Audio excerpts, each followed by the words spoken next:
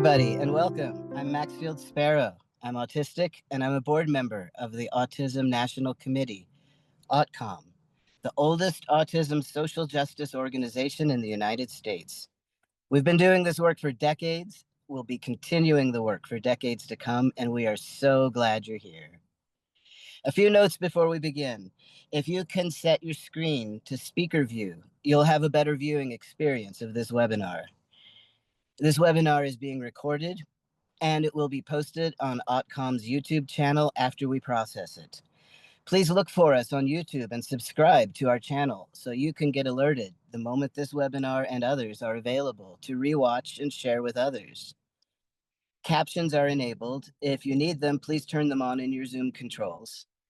And we would like you to put all questions in the Q&A box, not the chat. Feel free to use the chat, but the Q&A box is where we can keep track of your questions and make sure we don't miss them. We would like to thank our new members and our recent donors. Your support makes it possible for us to host these webinars, provide captions, and share recordings freely. If you'd like to help sustain this work, please consider joining or donating through our website at autcom.org. Today, we are very excited to welcome Dr. Stephen Kapp, who will be presenting on challenging the profound autism label, how severity scores and IQ tests obscure the strengths of non-speaking autistics. Dr. Stephen Kapp is an autistic academic at the University of Portsmouth in the UK. His research broadly considers the nature of autism and support for autistic people as a concept, diagnosis, and identity through participatory research with autistic people as community partners and considering the perspectives of the autism community.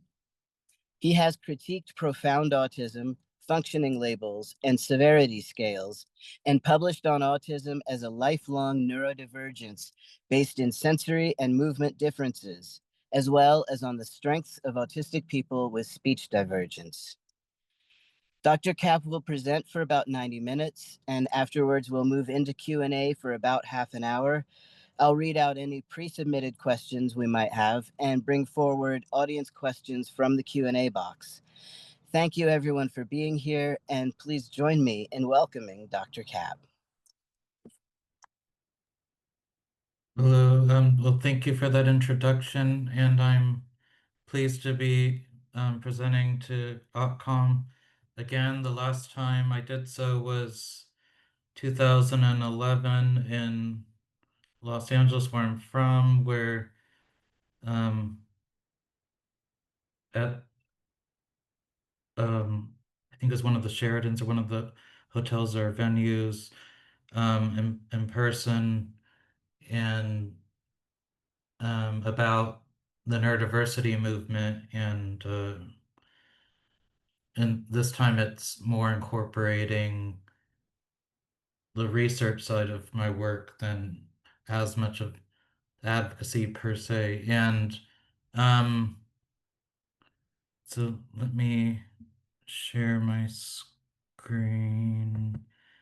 And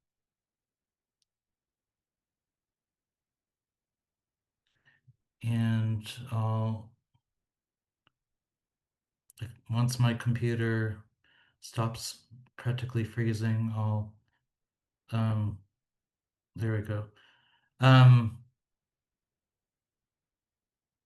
So I hope this presentation will make sense, and let me know if anything is unclear.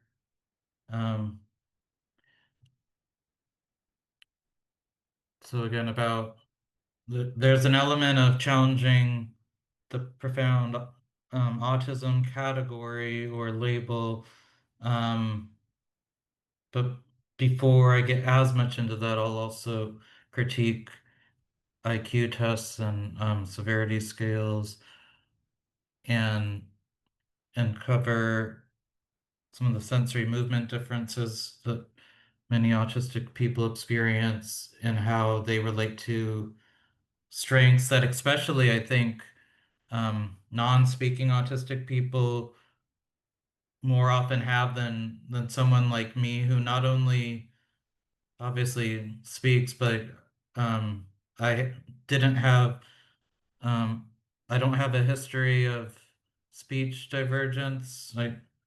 Um, so um,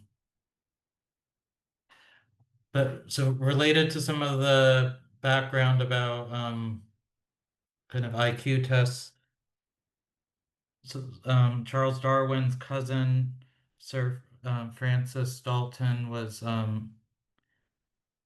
the sort of the father of IQ tests and also of social Darwinism. And so IQ tests are related to the eugenics movement and dehumanization of people and trying to kind of grade people into different categories, and this has been used against people of color, all sorts of marginalized people, um, and and many groups historically have argued for intellectual and other competencies um, in order to advance their own rights and dignity, and it often meant saying that they basically don't have any sort of intellectual disability. And um, and so this eugenics movement, it was off, around late 19th century, early 20th century was when a lot of these ideas were sprouting, and they did use the kind of tree analogies. Speaking of which, and that I think they basically started here in the UK. I did say I'm from LA. I've also become a British citizen too. And here I'm in England. And so it started in the UK, the US popularized it, and the Nazis took it to another level. And during World War II, um, Leo Connor, who of course was said to be, the father of autism, but then it's ignoring what not only you, someone who was unfortunately working for the Nazis, Hans Asperger in Vienna during you know the Holocaust and Act 24, and but before that, Grunya Sukareva, um, a, a Jewish woman who was from Ukraine. Y- y- well, she lived in Ukraine and in present day Russia over her life, and and she um essentially described the ideas. But anyway, but Leo Connor and that should say Kennedy because it's Foster Kennedy. And Foster Kennedy had this argument about whether, you know, people with significant disability should be, and Ari Nemon presented about this, whether they should be sterilized or euthanized, and they agree about sterilizing people, but Connor had the relatively progressive position at the time of not euthanizing them. So, and and there was a around World War I, there was a Black Storm film that dramatized the decision by a doctor to euthanize a disabled child against the mother's will. So these were relatively, unfortunately, popular ideas. And we see a comeback of eugenics in various ways, including, people trying to have designer babies and all sorts of terrible things happening. Um,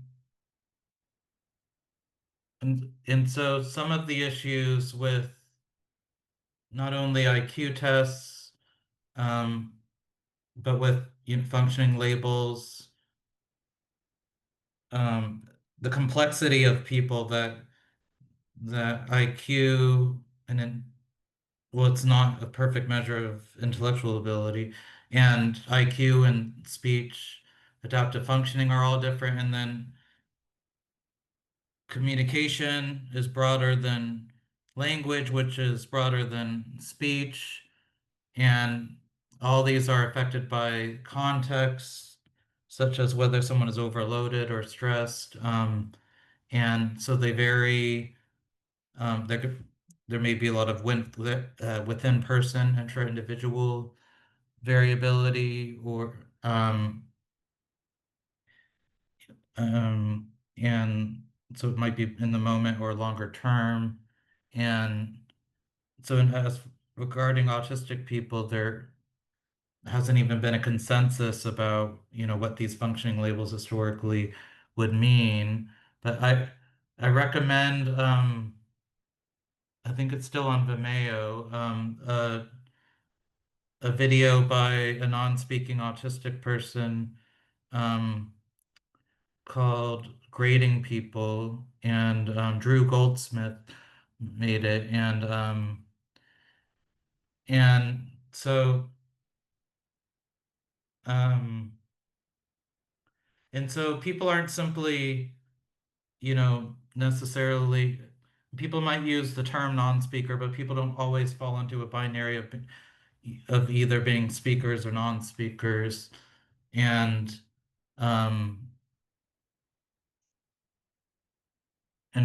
and so people may, as you well know, they may have a voice through other means. They may have through technology. They may, maybe with social support, someone may be able to speak or to have expressive language or reliable communication. Um, and and again, when people are overloaded or anxious or stressed, maybe they might have selective mutism and lose their speech. So there's um, Alyssa Zisk and others have, talked about costly speech and different forms of speech. So that might be an example of how someone may have selective mutism, which may have different causes. Um, and and even among speaking people, I think most of us um, probably will say that we communicate better in writing. And there was a study on this, and I think most of the participants were speakers, um, and that the internet, often helps us to communicate in part because things are written down. And and um, and Mel Baggs had a video, in my language famously, and it wasn't really about autism, but it was about developmental disability and disabilities more broadly, and how people may um, engage in the world on a more sensory basis, for example. And that may be their kind of natural language, so to speak. Um, and again, I'll try to get more into sensory issues later. And so um, IQ tests, um, again, some issues.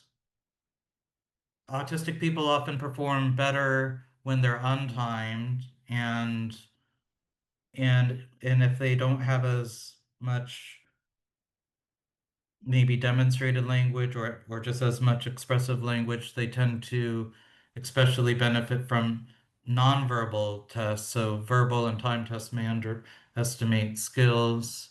And I think in general, te tests and IQ tests don't necessarily measure what someone can't do. And if someone doesn't perform well, it might be, for example, that they're not even motivated, um, or these abilities are also not static.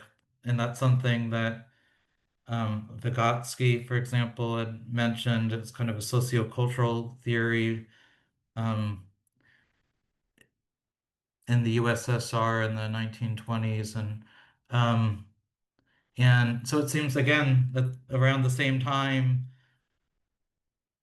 I think Sukareva published about basically autism, just a few minutes before Vygotsky's famous theory, and I think he was aware of her work.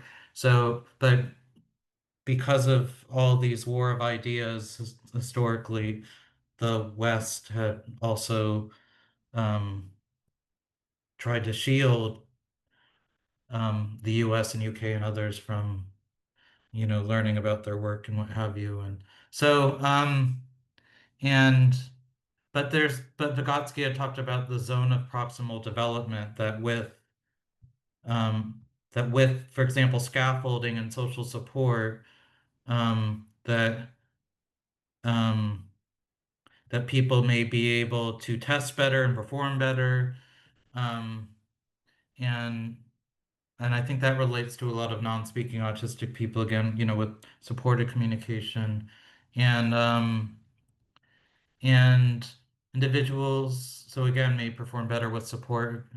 That idea that, um, and although this gets mythologized sometimes, it is true that um, many, especially non-speaking autistic people, um, have under-recognized abilities, and it doesn't mean that they're necessarily a genius or what have you, but they might have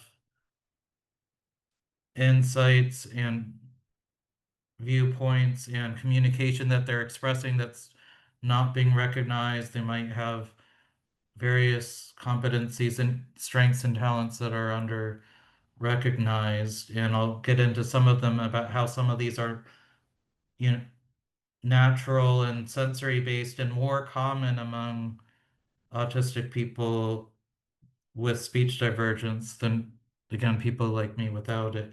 And even not people who, at least with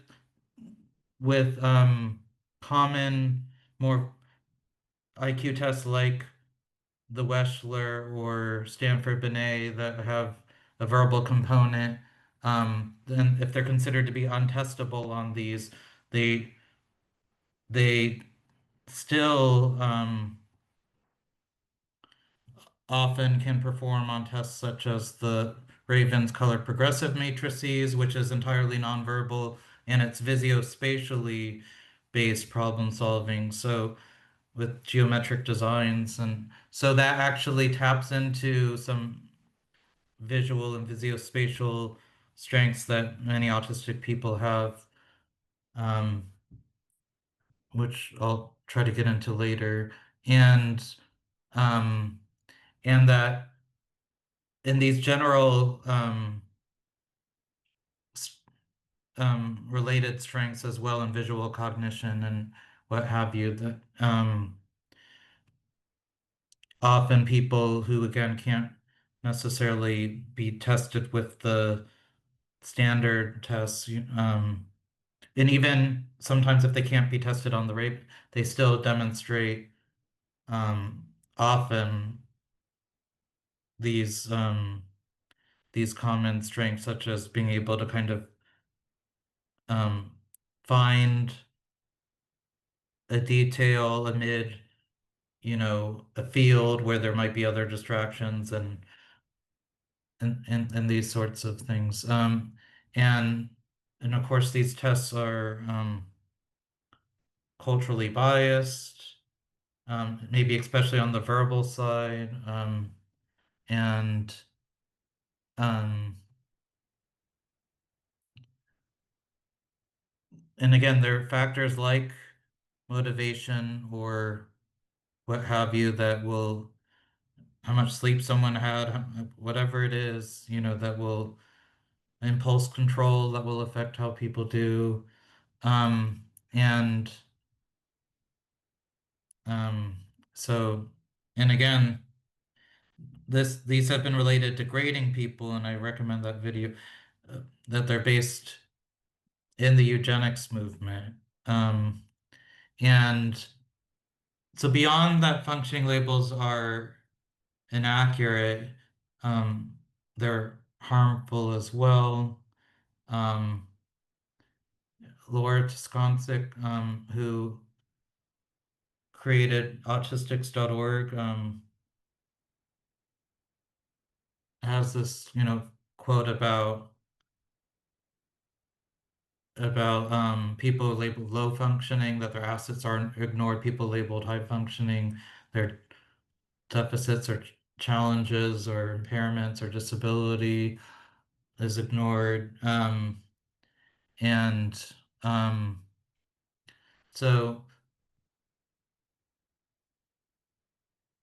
so again, this kind of paradox of this, low expectations or lack of support. There, um, some people may need support in order to, to achieve highly, and the two don't have to be against one another. And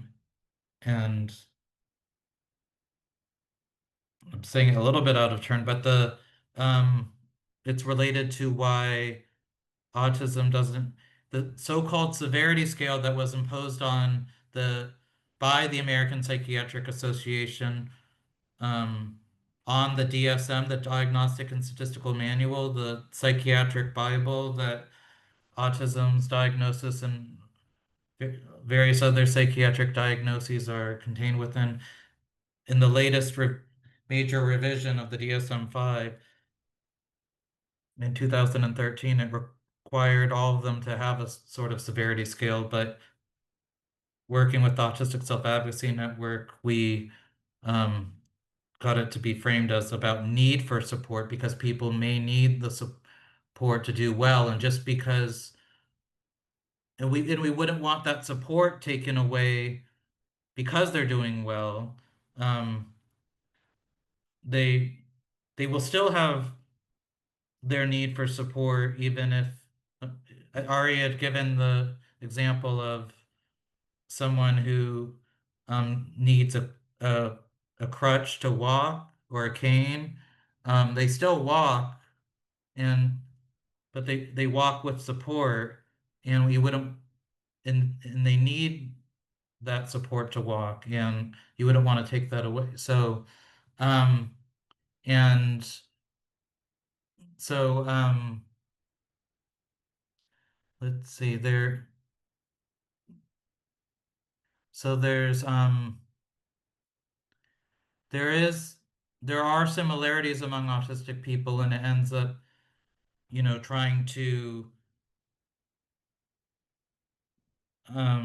not let us help represent one another as a group, and not and not for mutual support, for other advocacy, you know, claiming that there is no understanding to be gained from other autistic people. And it's reductionistic because, what does it mean to be high or low functioning? It's um, in what way? A lot of people who are described as high functioning, have terrible well-being, and isn't being happy really important? Or are we just in a capitalist society and we only care about productivity in whatever normative sense? That seems to be Disney's approach lately, but and many, many, many others who just capitulate to um, a mixture of authoritarianism and oligarchy and late stage capitalism and what have but um so there's obviously it's subjective and degrading. um so and Anne Donnellan, who I had met um, and who mentored me, who she was a co-founder of AutCom, and I went to a conference she or her former PhD student, Jody Robledo, organized in the San Diego area um, in 2008 to 2013, and I have a recent obituary about her, and she had a paper in 1984, and it was the criterion of the least dangerous assumption, which is basically about presuming competence. It's not that, as she said there at the University of San Diego, it's not that you necessarily would literally like give them the car keys or what have you. It might, but if they're not in a position to drive, um, but and I think she's also talking about people who might um literally be, for example, dying, or they might be lying in bed at the hospital or at home, and people make assumptions, and they talk about people as though they're brain dead, and they talk about people speak with others when they're in the room as though they don't understand.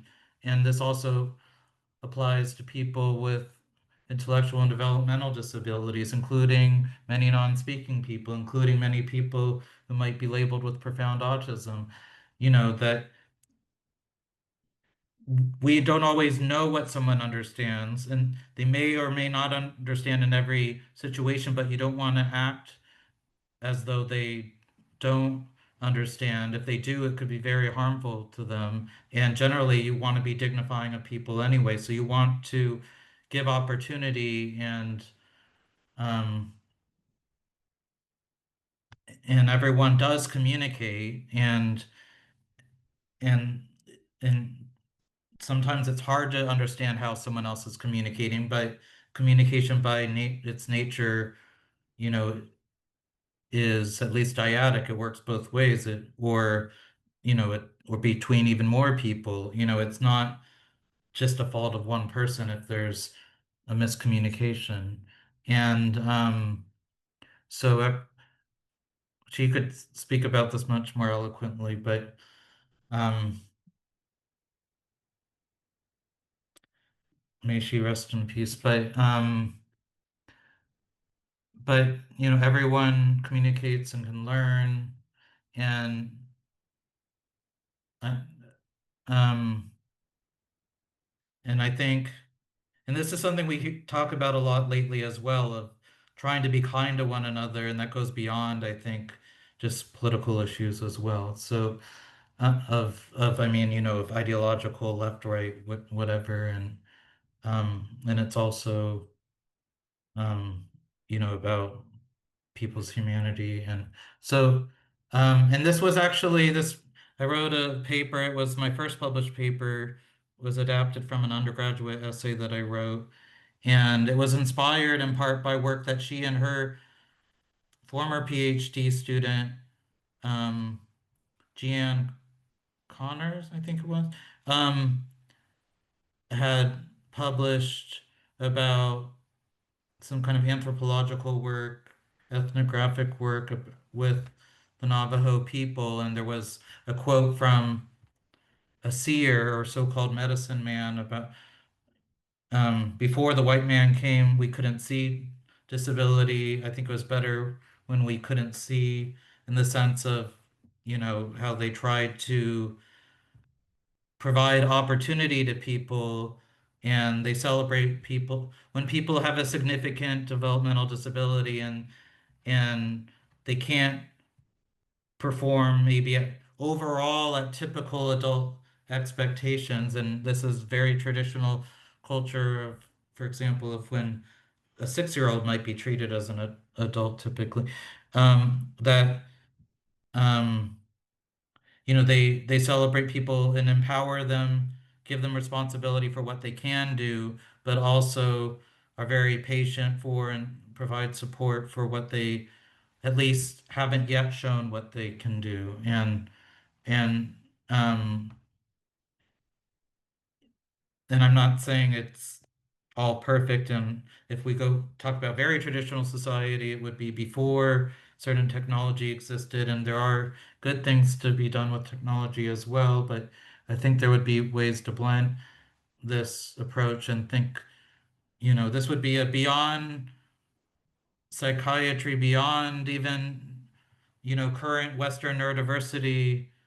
I mean, it's spreading around the world, but there have been a lot of critiques of, is it cultural imperialism?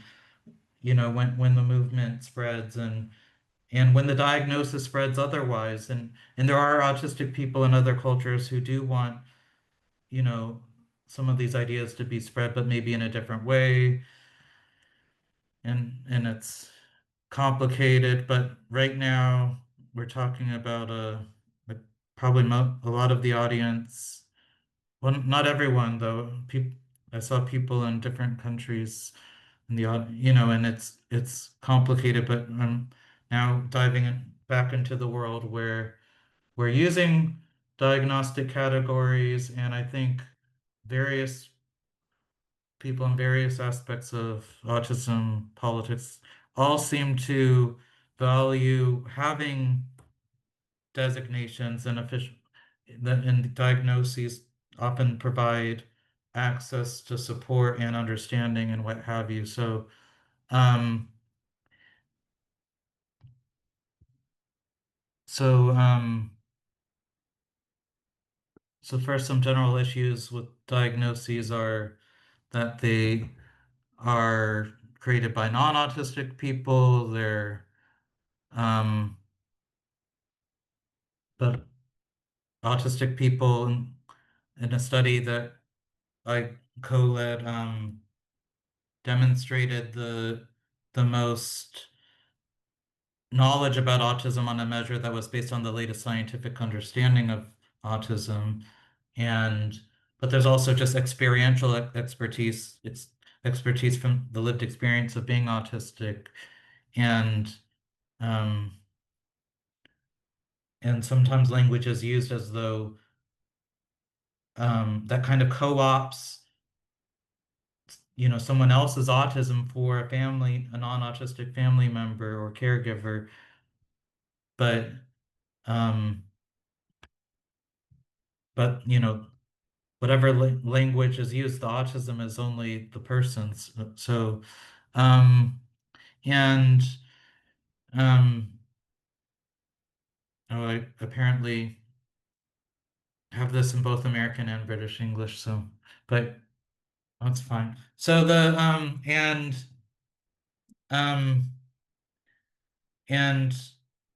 these diagnoses, and this is a critique that I think especially autistic people have, that despite a lot of grievances with a lot of the potential for and actual ways some biomedical research and basic science research gets used or might get used. Um, I think there is a lot of interest, for example, in neuroscience research, and there is interest in biology, I think, among many.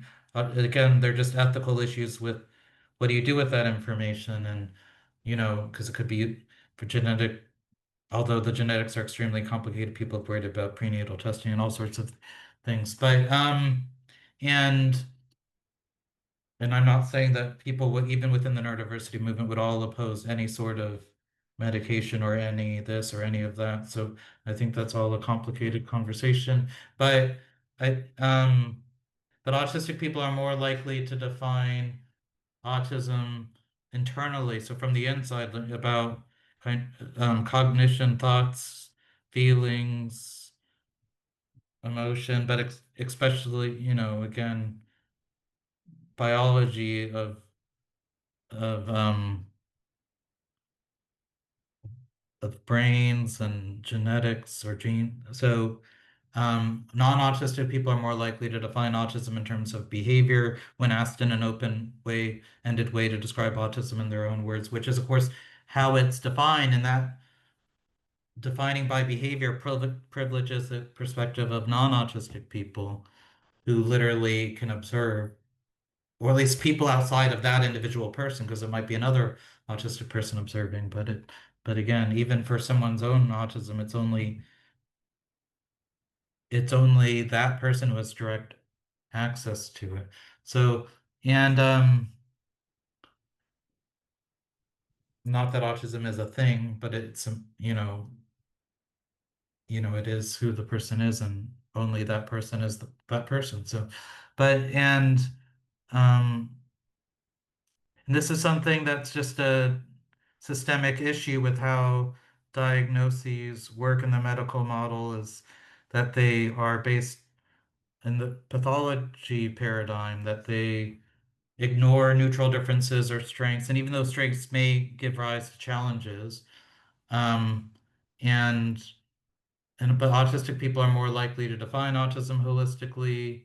And again, anything social, reciprocity, relationship, etc., happens between people, yet the diagnosis places it within people. Maybe I'm going possibly a little too slowly. So, but then, and getting closer to what of the so-called profound side of it, I think one of the issue is this term, and it's had multiple definitions, and I think its proponents, or some of the proponents who've helped to devise it, are coming out with a clearer definition that was unveiled at NSAR, the International Society for Autism Research, this year. But it it puts con, conditions that are co-occurring, in a literal DSM sense, they're co-occurring.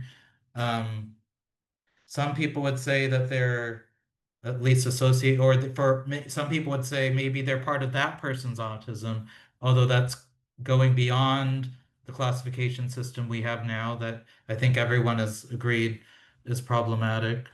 Um, but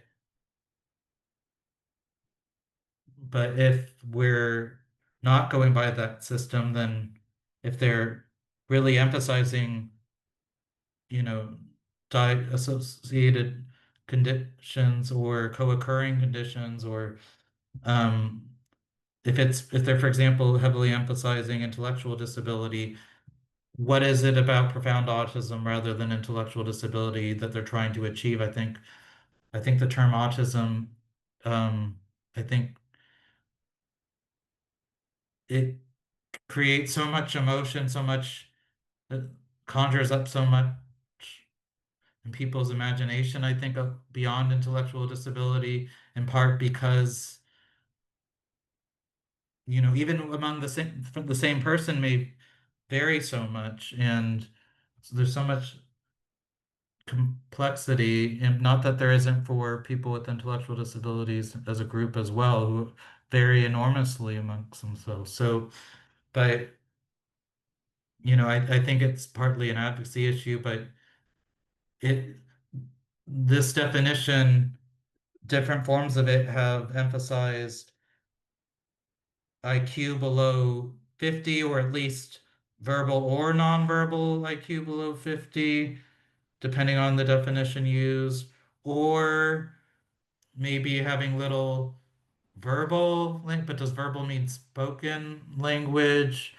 That there's very little, or it's only used for very narrow purposes, or but they're essentially, then confusing autism with, or conflating it with intellectual disability, or with structural language impairment, um, or so having difficulties in language beyond pragmatics and the, kind of social use of language, as though language isn't inherently social. Um, and um, and apraxia of speech, if we're not careful with differentiating speech from language, which I think assessments like the ADOS Autism Diagnostic Observation Schedule and others, I don't think do tend to differentiate very much, and it often in their different classification systems based on how much language, but again, often conflated with speech.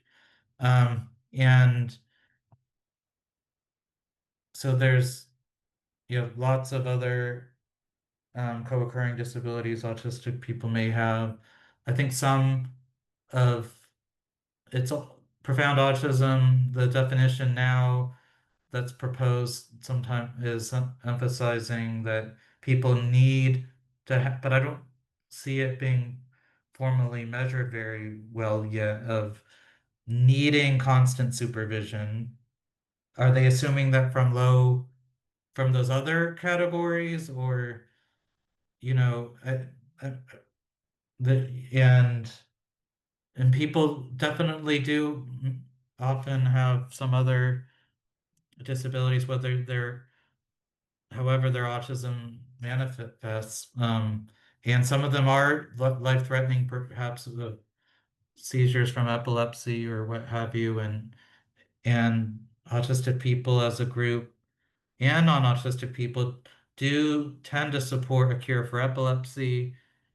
Um, and so I think a lot of times autistic people are more literal, shocking, I know, about the autism diagnosis, and when they're saying, not to quote cure unquote the autism, there's um but uh, some of these other disabilities people might have, like epilepsy, you know, aren't necessarily viewed in the same light. And stimming is, basically in the autism diagnosis as well, but not really self-injurious stimming, for example. And that arguably would merit its own co-occurring diagnosis of stereotypic movement disorder. And so that's being pretty literal with the DSM, and I've written about that in a stimming paper. But again, shocking. I know we tend to be relatively literal despite critiquing the medical model. Um, so, and not everyone is, but I think, in terms of applying what people mean when they're talking about autism, I think autistic people I've noticed most often, are kind of disentangling, this is autism, this isn't autism. Um, and And I think it's easier to do so as well when you're autistic and you can say, this reason that I'm doing this is because of this, and that's because of ADHD, or that's this, or that's anyway. But um, so so again, it's I think part of why autism fascinates so much many people is because they're putting something that they're putting social norms into the diagnosis more or less of people by definition are are not fitting social norms and communication and interaction. But these are obviously culturally based and relative, and some of these behaviors are really coping mechanisms, like lack of eye contact, arguably, or stimming. And again, we're stuck with behaviors for now, for the most part, practically speaking, because we're not, for all of our effort, or all of the efforts, basic science hasn't been reliable enough to use for clinical and other everyday practice.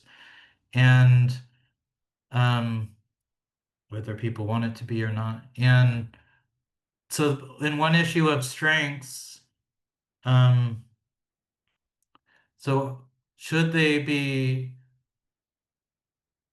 core? Then this is something Catherine Lord, who's developed is the lead author of the so-called gold standard diagnostic instruments, um, the ADOS, the ADIR, the Autism Diagnostic Interview Revised, and or ADOS 2 as it is now.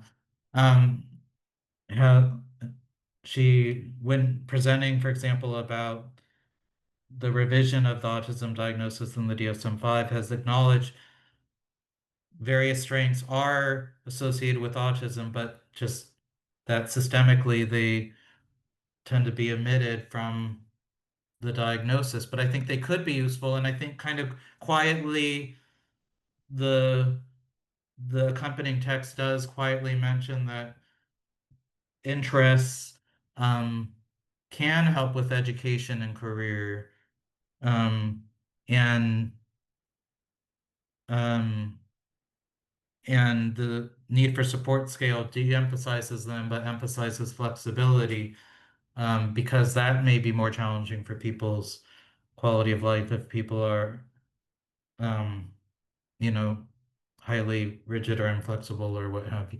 And and um so and I'm hopefully gonna pace myself enough to talk about the pattern recognition. I've talked about the visual, especially, visually based, but also auditory, attention to detail.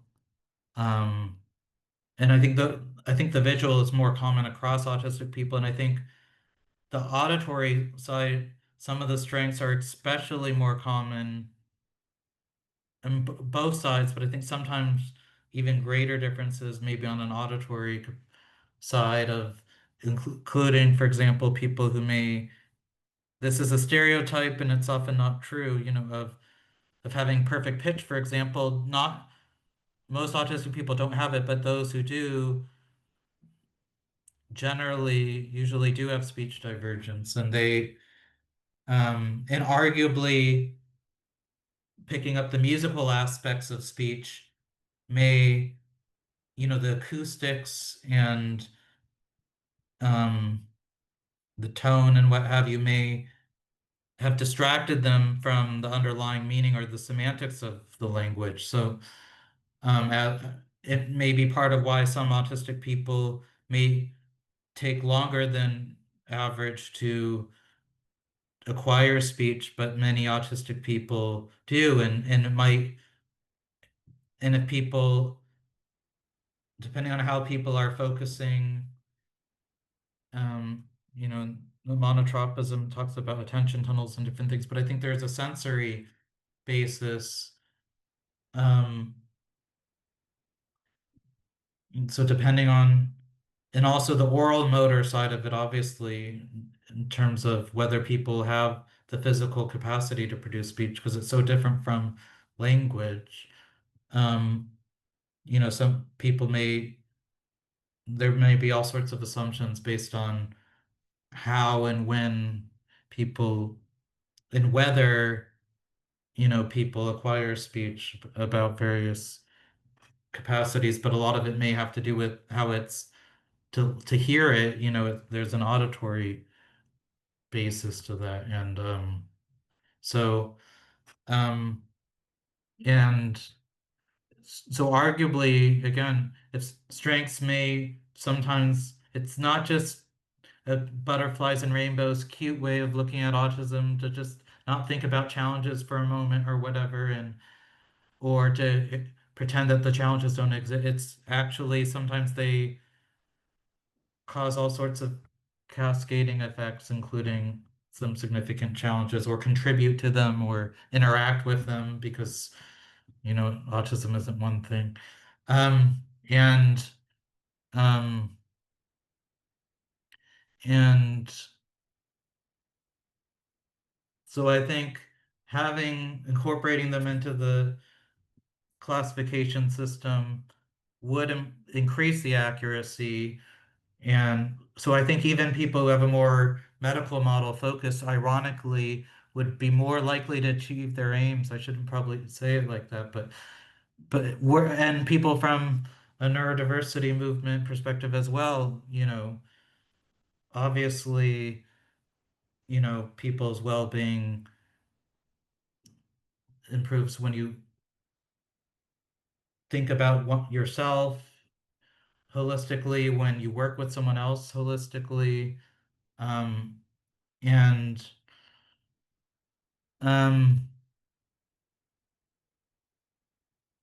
and I think one of the reasons that the Asperger's diagnosis was dropped was, oh, look, a lot of people who didn't have who had at least speech onset divergence, and they didn't maybe have spoken language by they didn't have words by age 2 or phrases by age 3, then they but look, many of them do have fluent speech later, or they at least or they have similar adaptive functioning, or they have this or they have that, and therefore it must not be that important. But society really generally values speech, and then they end up often surpassing or, you know, faring comparably to people like me who never, had any speech divergence in that respect. So in that sense, they had those developmental challenges. How is it that they managed to, th for society to think, oh, it's actually irrelevant then? That must mean that there are differences that are useful to how they function and adapt and learn and gain skills or use skills. And that was part of how I thought looked into literature about people with and without speech divergence that's related to some of this. Um and so issues again with um autism subtypes is um, that um, people have talked about like so-called classic autism, or as Connor's autism, and meaning autism with intellectual disability, when he described the children as all endowed with good cognitive potentialities in his language. And he actually ranted against the Stanford Binet test for a girl who was classified as, quote, feeble-minded, unquote. And he said that IQ tests don't work very well for autistic children, and he railed against institutionalization as well. Um, but here we are, um, and not to say that all autistic people lack intellectual disability. There are people with intellectual disability, and they're also legitimate people, um, and um, and their support needs need to be recognized and met. And and this idea of a linear autism spectrum oversimplifies Lorna Wing's ideas, even though the term kind of originated with her. And and again, even as people are proposing profound autism, or proposed it, they acknowledged that there were unreliable subtypes before, and that the DSM-5 produces ways of characterizing diversity among autistic people, but they still are trying again. And for advocacy purposes, I think. But then what advocacy are they hoping to achieve? Are they hoping that home and community-based services, that maybe that the community settings rule, maybe they're hoping to, I think the National Council on Severe Autism is pretty publicly hoping to expand the criteria for to allow people to be in these kind of um, basically group homes, whether they're boutique or not, so to speak, and whether they're in kind of a closed community or not. Um, as opposed to being served in the community. And I think it's not just about a lot of these divisions in the autism community.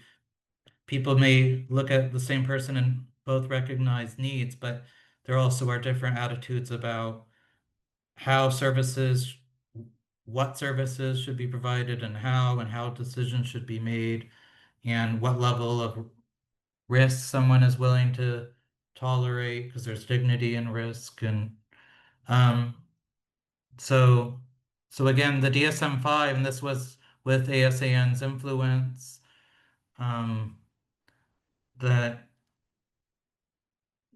there's specific language that the need for support scale shouldn't be used for eligibility for provision of services because um, functioning and support is so complicated and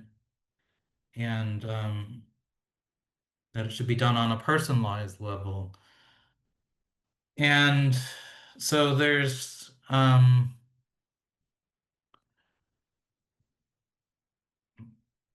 think I'm really not pacing myself.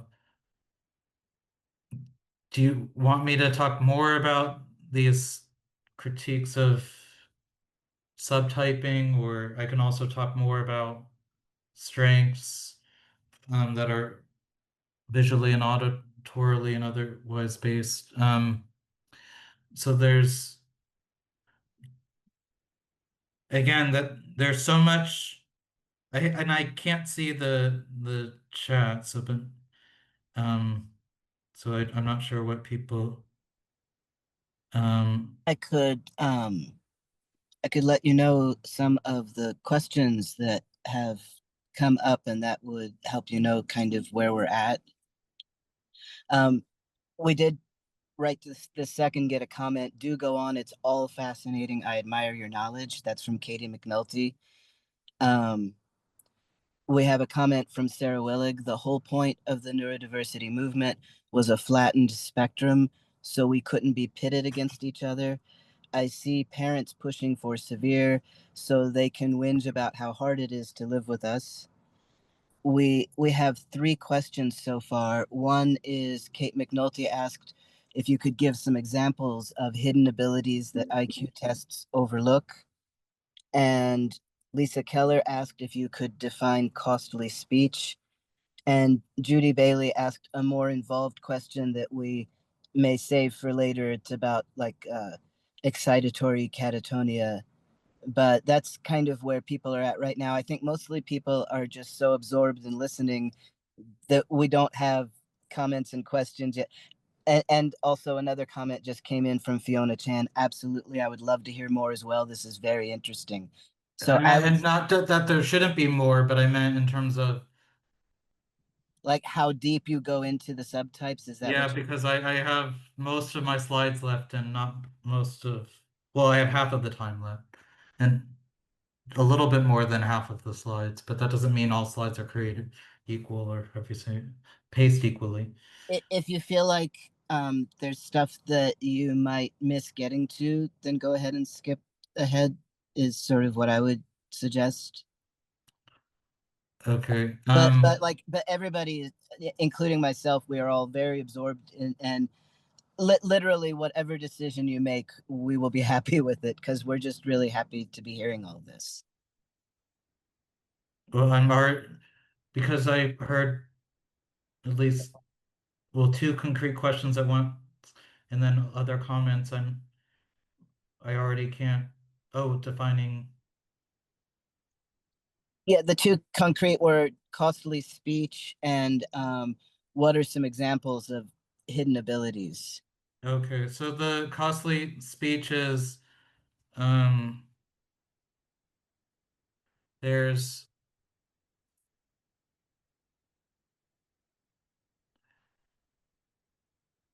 I mean there's kind of, for example, spoon theory about like in video games that sometimes if you have different energy bars and things and different things take up capacity, and then and this kind of started with someone with chronic illness that you know that, for example, taking a shower or whatever else might take more spoons from them than most people, or maybe it won't take any spoons for, an able-bodied neurotypical person, um, and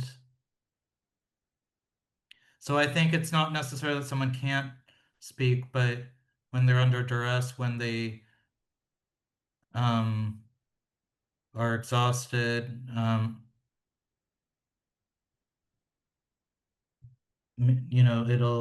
it can end up helping to explain maybe a link, I think, to I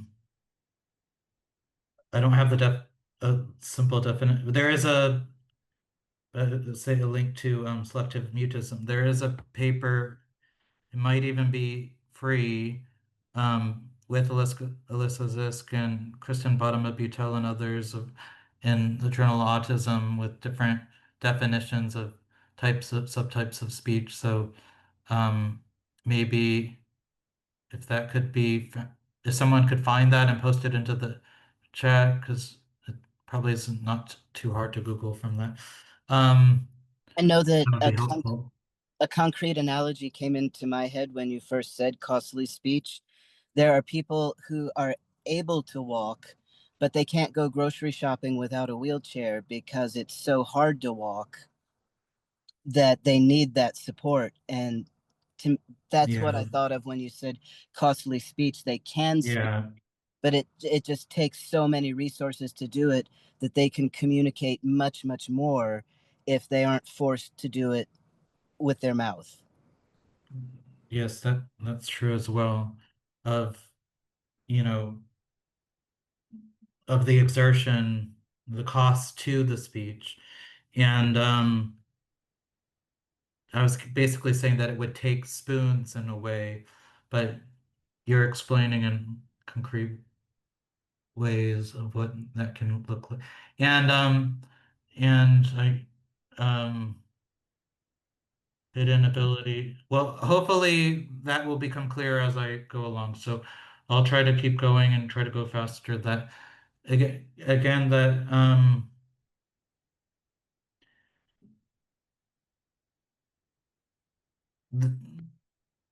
th- they do advocate against the term, speaking of that paper, minimally verbal. Um, but it's a term that is relatively mainstream. So a paper that was using that term found the overlap among different um, clinical instruments widely used in autism research was 3 to 100%. So it's, there's so much diversity even among people when you try to get them closer to what um, is called profound autism, that if we treat it as though it's some sort of natural category or that it's, you know, that it's going to find a well-selected group and then not leave out some other people who have very similar needs or um, needs that are at least as great overall. I think they'll have another thing coming, and um, and so there's, I think, some matters that are especially relevant to non-speaking people. Let's see. Um,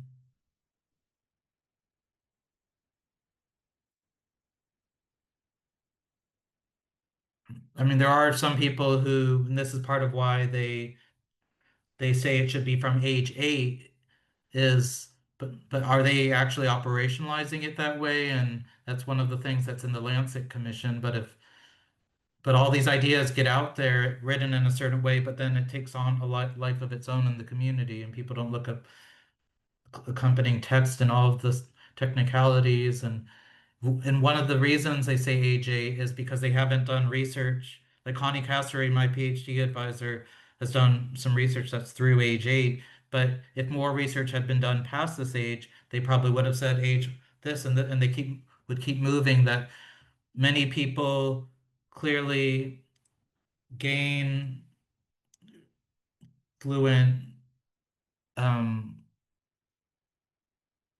language, if not speech, expressive language, if they, and maybe they just weren't showing it before, or they may have been understanding it, but were they expressing it? And it's defined through expression because and it can be hard to know someone's level of understanding again. So people like Jim Sinclair, the main um, original activist of the neurodiversity movement, the co-founder of Autism Network International, who had led it. Jim didn't speak until age 12. So, um, and so the founders, may have been regarded as quote low functioning unquote of Autism Network International, which is again the kind of founding organization of the neurodiversity movement and its autism rights branch. So, um, and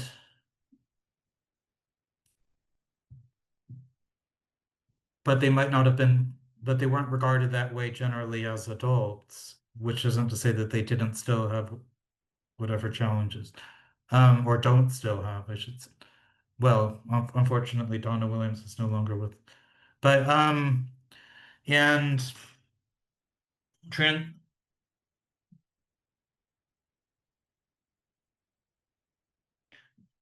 there's some interesting issues that show the importance of support, of how autistic people with intellectual disability sometimes do relatively better in the transition to adulthood than autistic people without intellectual disability, who are more likely to lose maybe all of their support or a higher fraction of their support.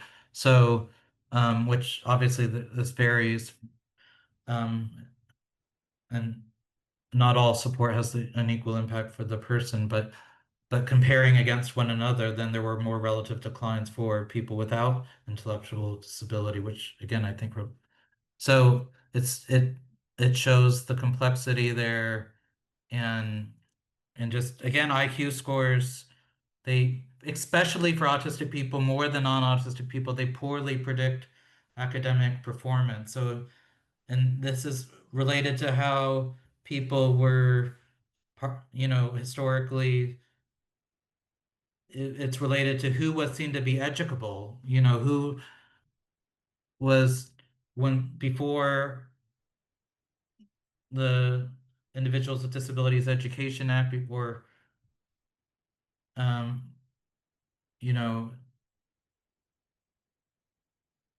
well, its original form was in 1975. Not all children with disabilities, were entitled to an education, and going back even further, not everyone in general, and certainly not girls. A lot of people didn't have formal education. So, and so this is partly with industrialization and with schools. IQ tests are okay, who is worthy of an education or what have you, who might actually be worth investing in, who has the capacity, and yet it it doesn't even serve that function very well for autistic people. So, um, and let's see. So there are various competencies that even, I don't want to say even, but that non-speaking, but from the perspective of the proponents of profound autism, that people who, might meet that definition and might, including possibly not showing, demonstrating, or maybe not given the opportunity to demonstrate much written language or other reliable communication and other means, um, but who are minimally or non-speaking. There are usually showed reliable ways of communicating in various ways of, agreeing, requesting, labeling, responding, gesturing, even if it's not what they might consider, clinicians might consider the most advanced, or this or that, or so. I think there's so many ways that people get pathologized, and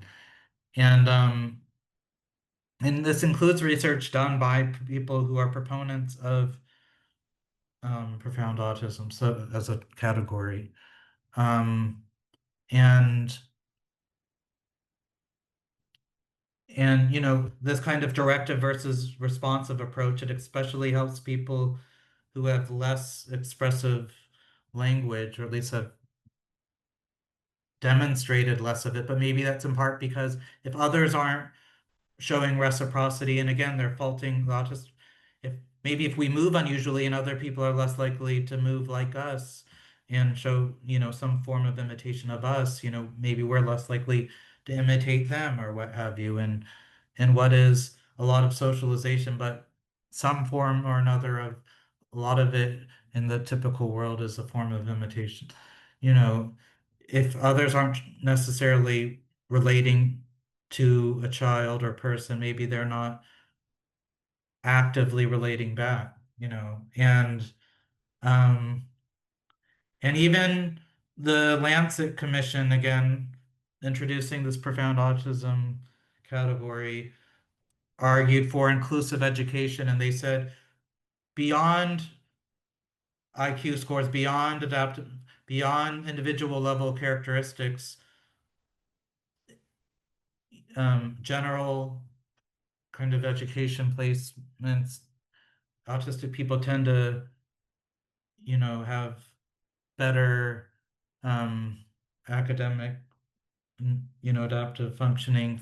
But I think but I think people could make arguments where, for example, a, a group of autistic people alone, or neurodivergent people could teach, you know, survival strategies as autistic neurodivergent people, as it could, you know, instill a sense of pride and disability pride and what have you. And so even among the disability rights movement, there are disagreements about inclusion and what that really means and how that works. And of course, it shouldn't be dumping and needs to be true integration, and including with AAC, and a lot of people don't have opportunity, don't have access to augmentative and alternative communication that might work for them, and it should be one that matches someone's preferences. And I've talked about the testing, and I've talked about the definition that's been evolving of sometimes getting potentially more specific of profound autism. Um, and again, everyone can advocate. I think part of the goal is so that by some of the proponents is to say, oh, we're trying to define it in a way that they can't advocate for themselves. So then they need people like us to advocate for them and not other autistic people or whatever. But everyone does advocate for themselves. That doesn't mean necessarily that they're engaging in collective political level activism, that they're at the Interagency for um, Autism Coordinating Committee or whatever, the IACC, that it doesn't, mean that they're giving this presentation. It doesn't mean, but people are advocating for themselves. And Mel Bax, talked about this, and others have talked about it. And IQ, autistic traits also don't relate very well um, to um,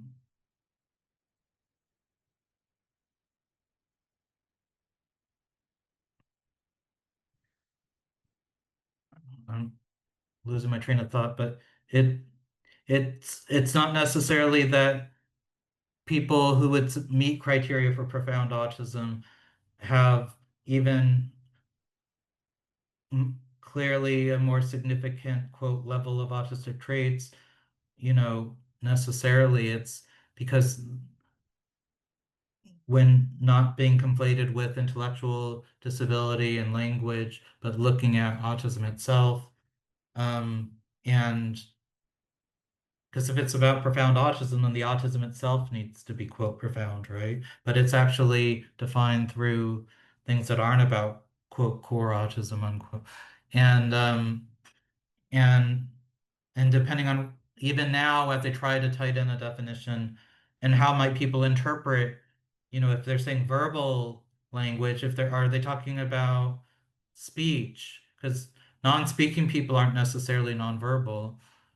But if they mean speech, then there's all sorts of problems as well. Because there can be if they want there to be a debate, and if they say, oh, someone has, written communication and they type or they this, you know, and they have, and they go to university and they this and they that and college, and maybe they don't have an intellectual disability, they might say they don't meet criteria or whatever, and people, then they might still need a lot of support um, and people might have that debate, but is it even defined clearly enough, for people to have that debate? And there's a lot of people who are very, verbal but not speaking, so um and then again, speech itself is fluctuates and so complicated, and there's so many forms of communication. So this is what I was trying to say of autistic traits, you know, also hardly relating to adaptive functioning necessarily directly and beyond, you know, intellectual ability, beyond um, expressive language um, and so there's because um, autism in the DSM-5 requires um, social communication. This is a very medical model language, but it needs to be below that quote expected for developmental level unquote. Then, it's actually even tighter criteria for autistic people with intellectual disability to meet criteria for autism than, you know, in that sense. And but it actually, if you just focus instead on profound autism as its own category, so to speak, then there isn't that emphasis anymore.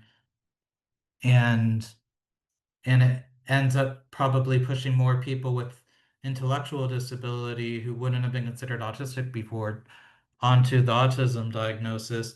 But not all people who may have intellectual disability who are the same with the autism, these strengths that hopefully I'll get into still help to differentiate autistic people with intellectual disability from non-autistic people with intellectual disability. Like I was saying, they're like color filters, if I can explain,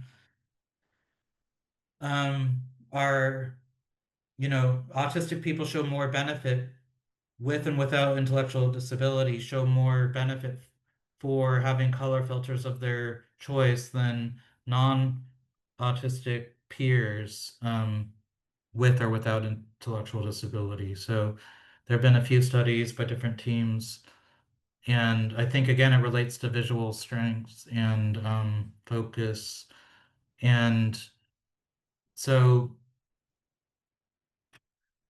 these diagnoses should be descriptive rather than prescriptive. Unfortunately, they often have been used prescriptively to get people services directly in context in real life and what have you. And I think that's the goal is if you have meet criteria for profound autism, then you can qualify for this. But if you don't, then you don't. And but autistic people are not as simple as that. And so um yeah, support needs to be personalized, and I'll try to race through some of this about the actual strengths aspects that um, I'll vastly oversimplify about, Anne Donnellan, because again, she um, is a co-founder of AutCom, so I think I should mention that her sensory movement perspective, I've tried to update and clarify in some aspects, and sensory movement or motor and general attention differences, but which themselves arguably relate to um, vision and movement and what have you. Um, as the kind of core underlying aspects of autism causing a cascade of effects. And I have more than 600 sources in my recent paper this year, and that's even taking out a few because a reviewer wanted me to not have it overloaded. And then, um, so there it's, and actually, if you look into that more, you could see how, if anything, making more eye contact in early infancy predicts autism or language difficulties more than the opposite. So, is autism really a quote social disability? What does it mean to have a social disability? So that's, you know, and so autistic people may often have greater perceptual capacity and often process sensory modalities on a more individual level rather than as automatically integrating them. And I think that's related to speech divergence as well, that there's this McGurk effect thing that's actually an audiovisual illusion.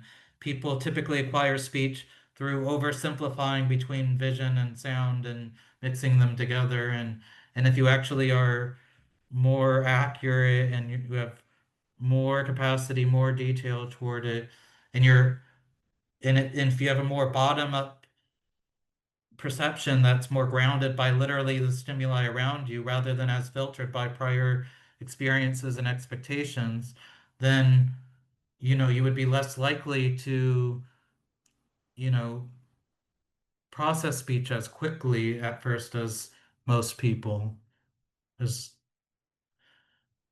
somehow inaccuracies seem to be built into the way a lot of people think. And I can make a whole other point from that, but anyway, so um there's a lot of different challenges that autistic people have in their movement related ways. You can look into them and describe them about um, and differentiating between automatic um, or kind of effortful movement and these sorts of things. But that's in my kind of autism as lifelong paper. These papers are all free online, and I shared them. And so I mentioned again why the speech divergence was dropped before, or speech delay in the term, but maybe it actually matters. And so I'll just finally get to some of these strengths.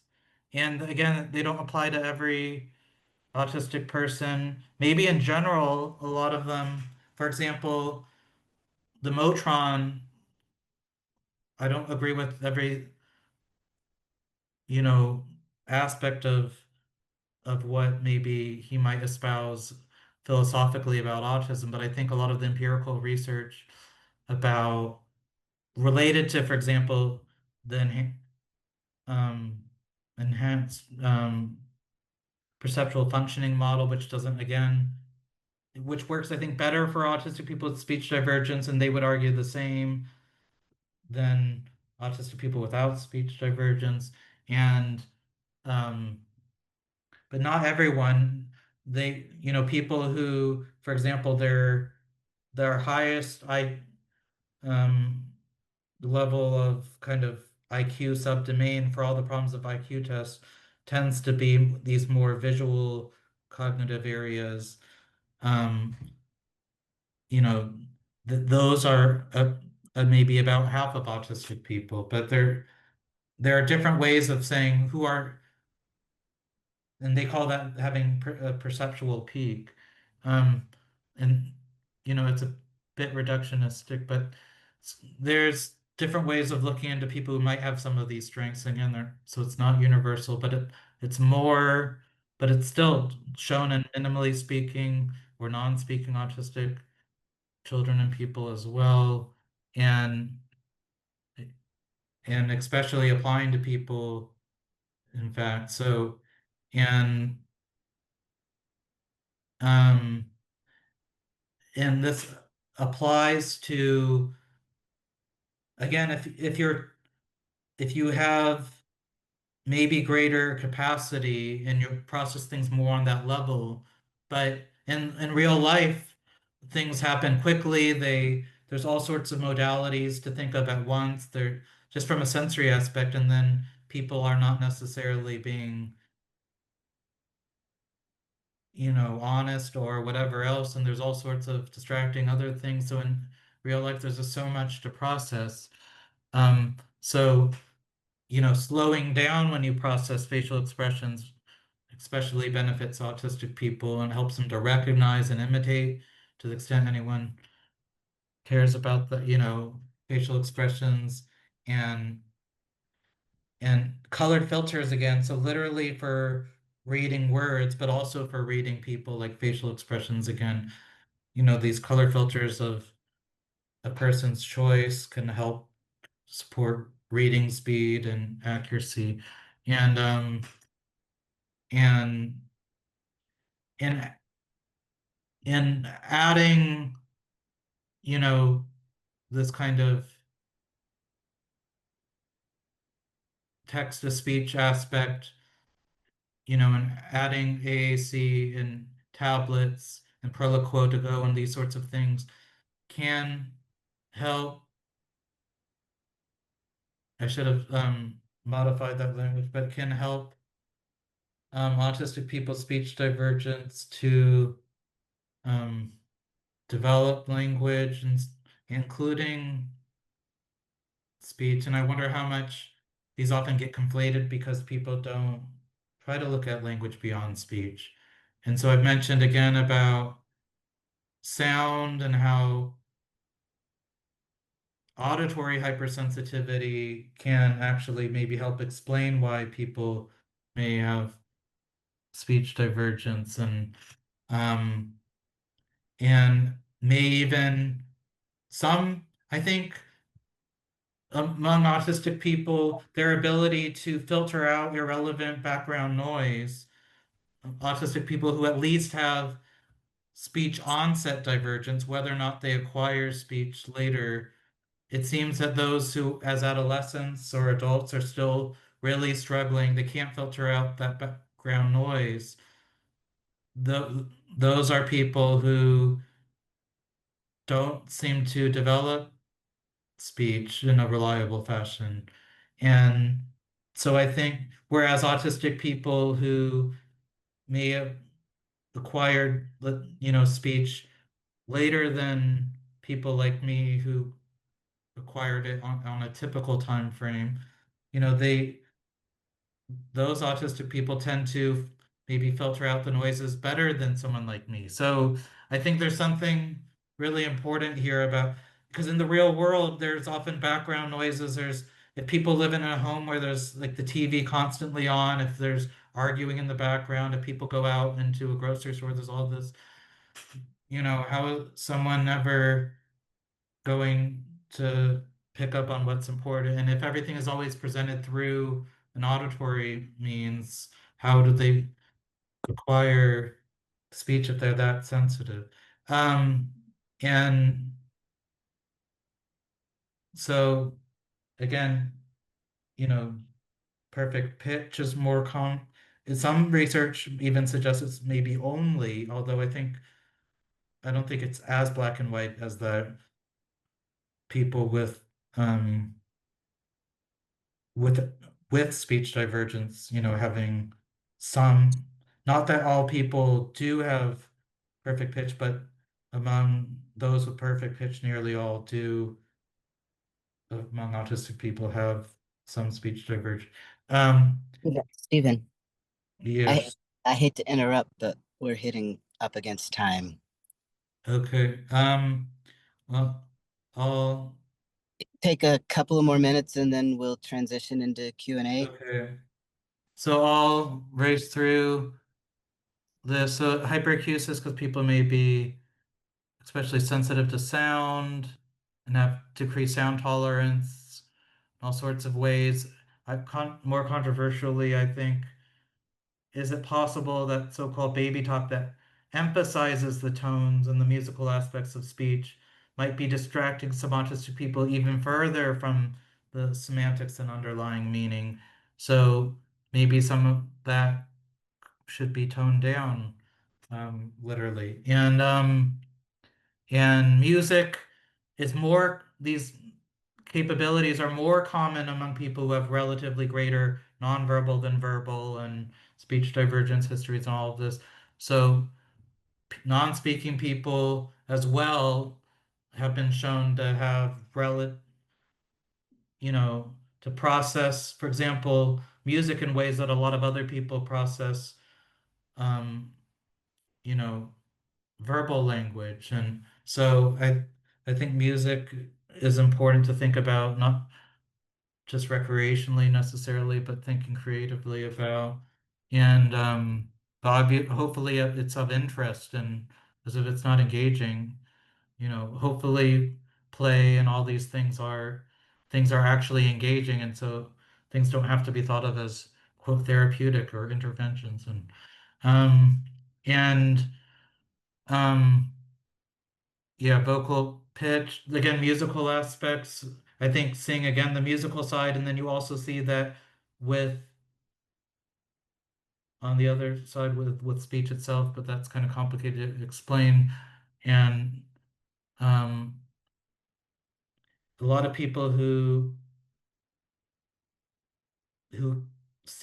who have that speech divergence history, but then maybe sometimes it looks like, again, it seems that fine motor control and other motor skills have a lot to do with differentiating who does and doesn't. And I think people overcomplicate, but even among people with motor disabilities, a lot of autistic people have greater capacities for receptive communication and receptive language, for understanding language, than a lot of other people with developmental disabilities and people with intellectual disabilities do with that level of motor disability. So I think people often see, oh, look, they're not speaking, they're not this, they're not, but people often have greater capacities than are thought to. And this is again why just moving a lot of people with intellectual disability to autism, whether or not I mean, a lot of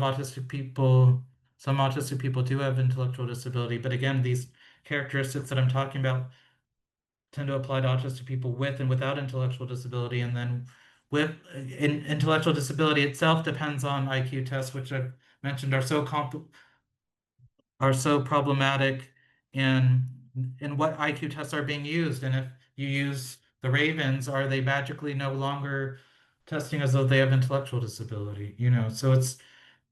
So intellectual disability is a real thing, but it's also really complicated, and all sorts of terrible choices are made for people sometimes based on a diagnosis. So the apraxia of speech, the motor aspects of speech, definitely assess for that. And if speech is a challenge or not accessible, and lip reading is something that helps autistic people communicate across the lifespan of different abilities. So, and it, you know, it provides lip motion and sounds, speech sounds, converges them. So it provides sensory integration, um, and um, yeah, so oral motor, fine motor, particularly relevant. And things like the iPad may help empower um, fine motor skills. So it might help link up to some extent with oral motor skills too.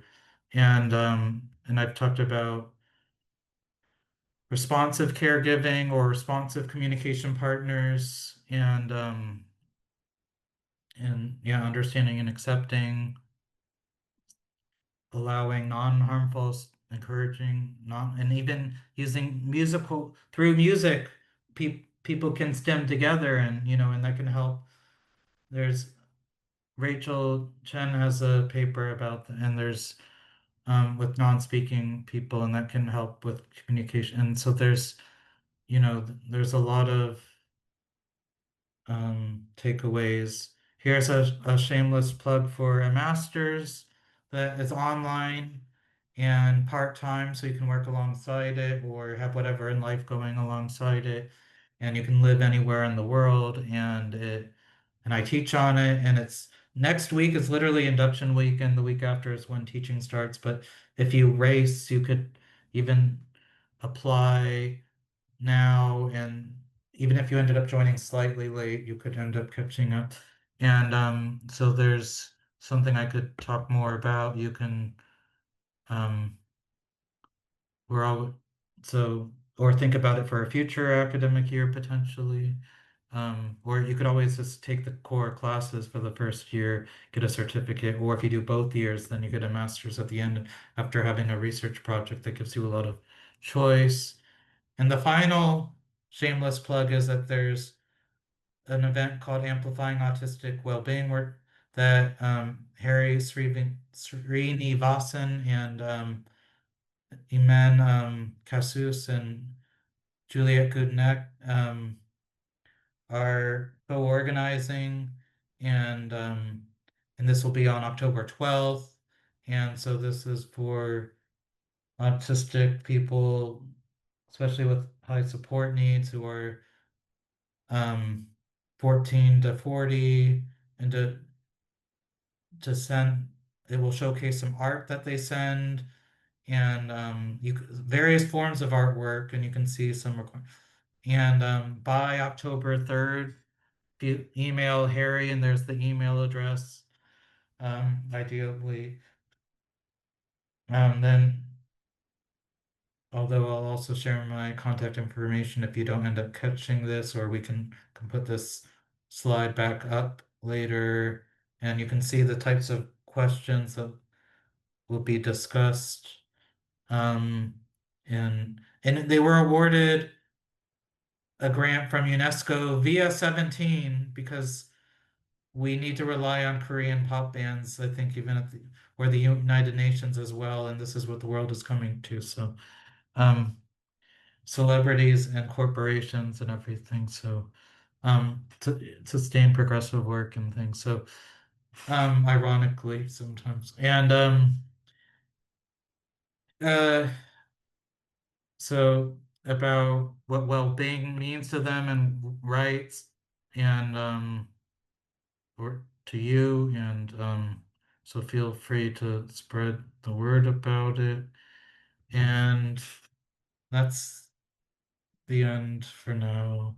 So I'll take some comments, questions, and or suggestions. Thank you. Thank you. That was so excellent. We had some questions and some comments come in. An anonymous attendee asks, who are the key scientists working in this field of non-speaking autism who you recommend to follow and read? Who are the non-academics? Can you repeat that? I Um, recommend people follow and read in this area. Is that the question? who are the key scientists Oh, the opposite. in addition to yourself who are working in the field of studying non-speaking autism that you would recommend? The people doing the good work. Um,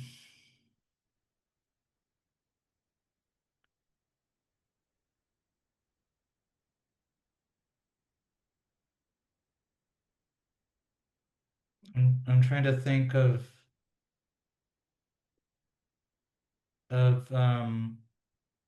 I think of differentiating different types of speech and what non-speaking might mean, or again, I've mentioned Alyssa Zisk has done some research, but also that's across different autistic people as well, but if thinking as well, how and why and different, and and um I don't know why I think there's a lot of different researchers have done research that has been on kind of sometimes has shown some of the movement aspects and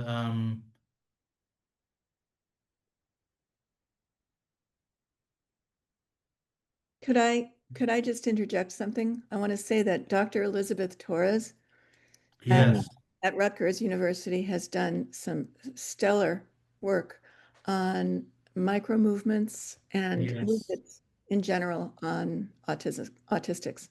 Thanks. yes. Liz Torres and Ann Donnellan herself, of course, have they co-edited Autism the Movement Perspective special issue and or research topic in Frontiers in Integrative Neuroscience. And I contributed to that. There's also now Liz has co-edited another, it was like a 10 years on, but it ended up taking about 12 years later when it came out. And my lifelong papers in that in the obituary as well. And there are a lot of good papers in that. And there's a last name that I would probably butcher to mention. Um, and but there's and I'm trying to think of how because a lot of researchers have done work that sometimes is non-speaking people, but sometimes not, and they're you know I mean and I mean there are people Jana Iverson. There have been so many researchers who they sometimes dabble into something that helps to show the relationship between you know fine motor challenges and communication or this or that and even researchers who um I mean I would I would say as what I was going to say, who sometimes they do some other work that I think might have more problematic aspects to research that I think is very relevant. But I would say um, Vikram Jaswal does a lot of relevant research that, including with AAC and aspects of it, and um, non-speaking people, and sometimes has collaborated with Namira Akhtar, and there's been relevant research, um, and Kristen Gillespie Lynch now um, is now uh, doing more work in this space, but and trying to get grants. But unfortunately, some of them that I think were about to be funded because of all these cutbacks and against all these DEI type thing and all these are now being and just attacks on science in general are harder to come by and attacks on the National Science Foundation. So, um, but but Jackie Ryan and and and Amy Grant and um, and Holly Sutherland um, have all done research related. I think part of the issue is that some of these are autistic people with high support needs for some of these studies who you know may or may not meet criteria for example, this proposed category and they might arguably have high support needs though, but are they non-speaking? Maybe a few of the people are.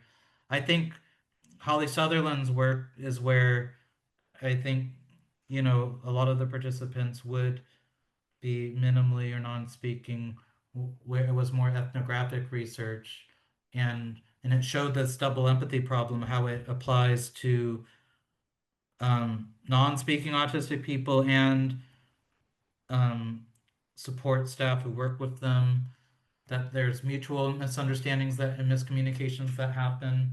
So it's not just about people who supposedly, pass theory of mind tests that require a lot of language proficiency or something like that or whatever, and all of this normative stuff. Um, and Teresa Girolamo as well, autistic people with at least, structural language impairment. So maybe not always non-speaking, but maybe some of their cousins, so to speak, or um, and I mean, sometimes people refer to people like Harry Srinivasan himself as non-speaking, but he actually sometimes speaks, and he refers to himself as a sometimes speaking person. And so there's, a lot of complexity once again about speech for a lot of people. But sorry that I'm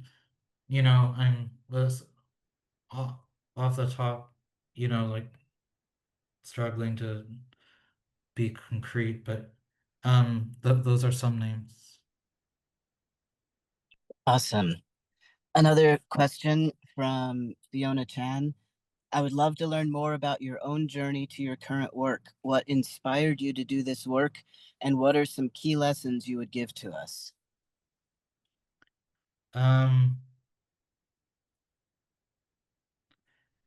what are key lessons? And I'll just back up and say Diana Tan also, because we had an NSAR panel on the neurodiversity movement and the relevance to autistic people with, it's kind of a compromised term, high support needs. It's one of the terms that NSAR had been using. And I think now that they're getting more specific about profound autism, and because maybe if the neurodiversity movement tries to share space with them, they don't want to share space with us, so they then move away from that, from their, I think that term is like a mutual compromise term. And then so I think there's a lot of siloing happening, unfortunately, but especially from these more medical model profound autism supporters. But I think one takeaway is that the neurodiversity movement includes and is relevant for autistic people who may meet criteria for profound autism, but may have issues with it. And Damian Milton and Jackie Ryan, for example, have openly, have autistic. I think they're both adults at this point, children, but adult children who are, I think, have an intellectual disability, and who I think they would say might meet criteria, but they both oppose the category, for example, and other, people like Shannon Rosa or um, Carol Greenberg. Well, Carol herself is autistic, and Shannon is, you know, they have autistic people who, they're the leaders of the Thinking Person's Guide to Autism, and they both. So I think the, and I think, one of the relevant issues of all the sensory movement, not only might people have strengths of in understanding, you know, but they also might help to explain speech, for example, as also a physical problem. That not all physical disabilities, so to speak, are, or, autism isn't just physical, but the physical aspects aren't always as obvious as, for example, where people, may or may not use a wheelchair, what have you. And even there's a lot of complexity among people with the ambulatory disabilities as well. And I think some of the issues are less controversial when people might, for example, have a diagnosis of cerebral palsy or something else. But then when it becomes autism, then everything s- seems to become more controversial. And of course, these diagnoses are not, mutually incompatible.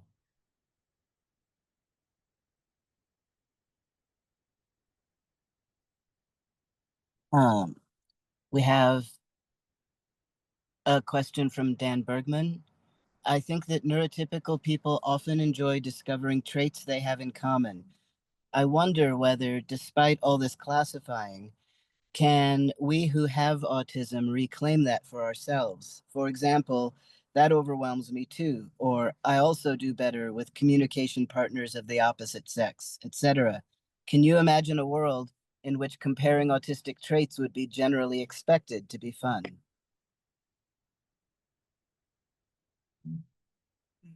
Where And I'm not sure. comparing traits among different autistic people, where they relate to one another, and they might relate to, in other words, where maybe parents might see someone as quote like their child unquote, or that sort of thing. Is that Yeah. um I think there is more of that than there probably used to be. I think, though, it's like so many things in life that where some of the loudest voices are people who might often have more extreme views. And I think, there are probably actually a lot of people who might be okay with a term like profound autism. They're also okay with the neurodiversity movement if maybe under certain conditions for both or whatever, but they probably don't see these as, I mean, certainly the people themselves that we're advocating about, you know, there's common interests and common advocacy, and parents and other advocates may see more commonalities than a lot of these advocacy groups might suggest as well. So I think some of it is happening. I I think it was going in that direction. I worry as more people adopt that term that's just bifurcating the community further, and it feels like maybe the neurodiversity movement is helping people who maybe clearly probably don't meet criteria, whatever those are, for profound autism. It's helping maybe them be seen as more legitimate or be heard, and maybe parents might listen, or maybe this, but but then they want to occupy this other space, even though, you know, autism is so complicated. A lot of autistic people who might seem to not meet criteria for it now would have when they were, or maybe they actually do, and they somehow, it depends on how narrowly they define it. Um, and, or they might be parents of people, or friends, or other relatives and advocates of people, but they somehow, but they'll try to push away their interests. I think they're trying to silo when there's actually a lot of common interests, but I think there's a lot of disagreement about how, and I think there's a lot of unnecessary turf battle type issues where I think there's space for autistic people with various support needs, and that might be complicated and fluctuate heavily moment by moment, to try to get needs met. I don't think we need zero sum thinking or whatever. I think we could try to lift all boats, but I feel like some people seem to see, oh, it's a fight for scarce resources, and let's push all these other people out, and their needs are not, or maybe they even see that needs sometimes are relevant, but they're trying to,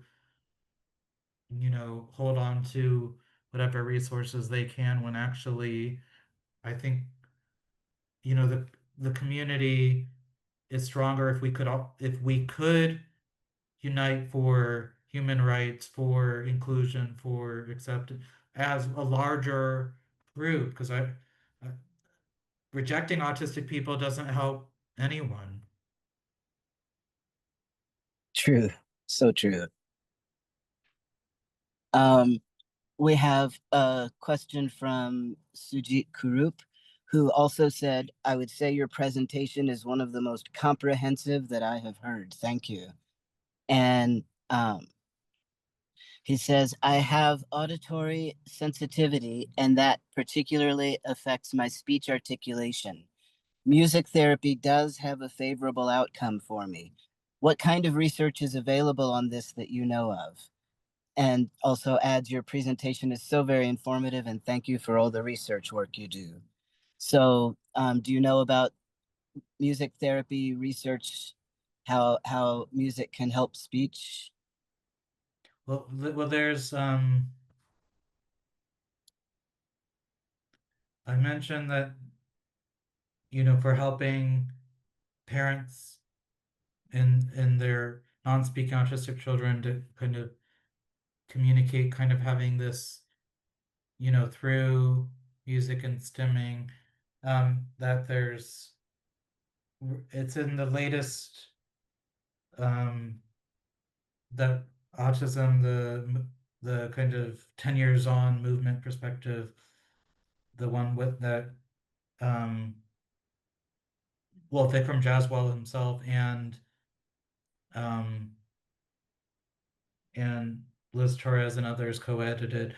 It's in there online for free. There's another one that um, it's like auditory motor mapping. Um, it was like in the New York Academy of the Sciences, right? That it's another one. So I think this kind of auditory motor integration, I think music can help with. Um, and and I think again, if you can get sound and movement to work together, then it can help people to, non and minimally speaking autistic children to communicate, and including through speech. And I and they've shown some of that. Um, so those are some examples. In the chat, Sarah Willig added that Stephen Shore was doing some stuff on music. Yeah, that's true. I don't know if it directly relates to speech articulation, but There's a group as well. I'm trying to remember if they also had a follow-up paper, and they have a paper in the original Autism Movement Perspective Collection and Frontiers.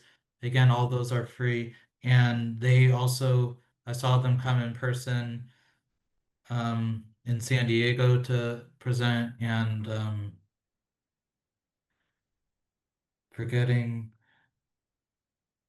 names, unfortunately, as I'm being recorded. But I hopefully can be forgiven for something that I think was over 10 years ago. But absolutely. And also, I should add anything that you remember after this is over, send it to us because I can put it in the notes under the video when we post the video. Like I'll probably be putting links to all these articles and these researchers that you've mentioned just to have that information all together. So would it be possible if I struggle to remember, if you try to have a first look and let me know of anything you can't find, or absolutely, okay, yes. thank you. Um so, and there again is my other shameless plug. Did I over talk about one of the answers or more than one of them? And are there a lot of other questions left? Um, there are a couple of other questions and comments, but we're also like a minute from the end. So Yeah, I mean, I can stay, but other people, you might not be able to, other people might not be able to, so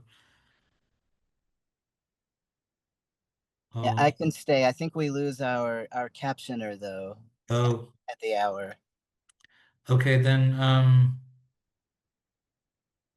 how shall we do this? Well, Um, I think we'll need to wrap it up right now, but Okay, you're this is amazing. You have really given so much insight into this. Go ahead, Max. I'm sorry. oh no, all I was going to say was I'm going to defer to Lisa, and then you stepped in, and so I didn't even have to say that. Right, right. So yeah, we're losing our captioner, and so we need to stop this now. But I would say that we've gotten some really great ideas and action plans moving forward, and I want to thank everybody for here. I'll let you see me. I want to thank everybody for their participation, the wonderful questions that we've had. This is clearly a topic that needs further expansion and investigation. You know what I would love to see if it's possible. I would love to bring Dr. Kapp back and some of Dr. Kapp's colleagues and just let Yeah, them loose to have a conversation. I think that would be brilliant. that's a great idea. We've gotten some nice suggestions as to, where we can go in the future. So, again, if you are interested in joining AutCom, please do so, and please know that your voices, any suggestions that you give us, are more than welcome, and we do respond to them. Have you ever had Grant Blasco present or? Yeah, we've I've known Grant for, gosh, 10 years now, and he's very, very busy. We Yeah. did have him present at a conference in 2019, and he's pretty amazing. He was also part of that INSAR panel that I mentioned, in co-moderated with Vikram Jaswal. Yeah, Um, yeah. Okay, so we have to wrap up now. Thanks everybody for participating. I this was amazing, and join us.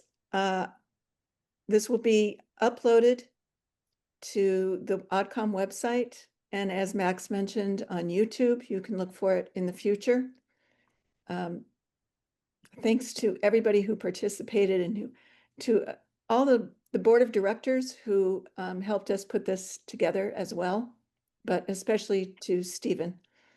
Thanks very much.